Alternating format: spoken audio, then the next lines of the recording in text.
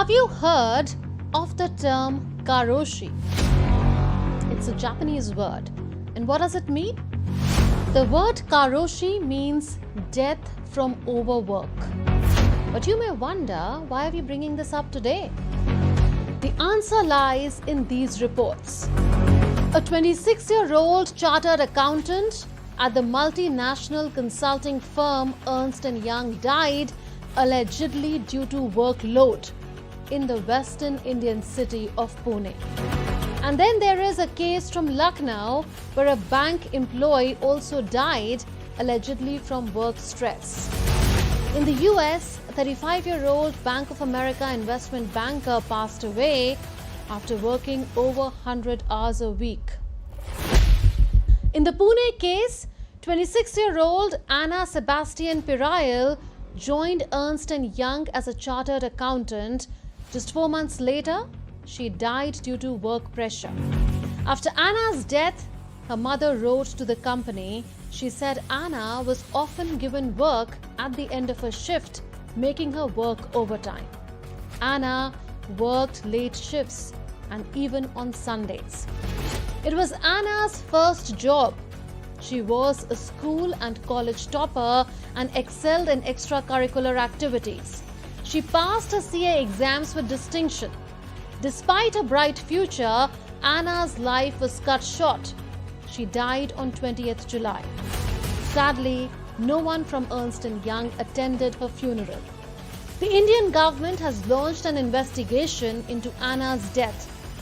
Anna's story is the shocking reality of present work culture. According to the International Labour Organization, India ranks second globally in overworked nations, with 51% of employees working 49 hours or more per week. So how many hours is too many? The International Labour Organization suggests a healthy limit is 48 hours a week or 8 hours a day. But India is not alone. Bhutan tops the list, with 61% of its workforce exceeding 49 hours. Other South Asian countries like Bangladesh and Pakistan also rank high. In China, there is the controversial 996 work culture. It mandates employees to work from 9 a.m. to 9 p.m., 6 days a week, significantly exceeding standard working hours. Now see this report. The 996 work culture in China led a 24-year-old girl to gain 20 kilograms weight in 1 year. In China, overwork obesity is frequently attributed to stress related to work pressure. This trend reveals a worrying pattern where people are consistently working long hours. A joint study by the World Health Organization and the ILO says working 55 or more hours per week is associated with an estimated 35% higher risk of a stroke and a 17% higher risk of dying from ischemic heart disease compared to working 35 to 40 hours a week. In today's fast-paced, highly competitive global market, professionals are pushing themselves to extreme limits. The pressure to perform is intense. But what's the real cost of this non-stop drive? And is it worth sacrificing our well-being for the sake of material success? The consequences of overwork go far beyond the office walls, affecting our mental and physical health. Employee burnout is a serious issue. It's more than just feeling tired or stressed.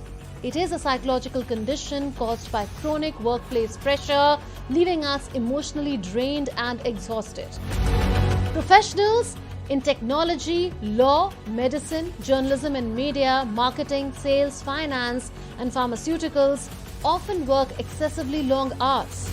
Not just IT companies, banks, financial institutions, and insurance firms also struggle with burnout. That is because they serve offshore clients, collaborate with international teams, and juggle irregular schedules and time zones. Imagine working late hours in India only to extend your day to match colleagues abroad. So it is a 24/7 grind.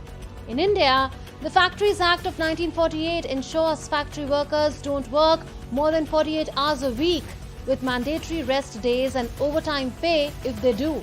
But this law only applies to factory workers and does not protect professionals. So what's being done to address the overwork culture? One of the most workaholic nations in the world, Japan, is exploring a 4-day work week. The Japanese government has rolled out the Work Style Reform Initiative to help promote a better work-life balance. In Europe, Belgium has become the first country to legislate a 4-day work week. Germany launched a pilot project involving 45 companies earlier this year to test the feasibility of a 4-day work week. Recently, Australia introduced the right to disconnect law that allows employees to ignore communications after working hours. Similar laws are already in place in countries such as France, Spain, Italy, Belgium, Portugal, and Ireland. So it's time to wake up to the dangers of overwork. Will we prioritize success over well-being or find a balance? Let's work to live, not die working. That's all in this edition of Connecting the Dots. We'll see you next week with more raging issues. Until then, it's a goodbye from all of us in the Delhi newsroom. This is Munmun Bhattacharya signing off. Take care and stay safe.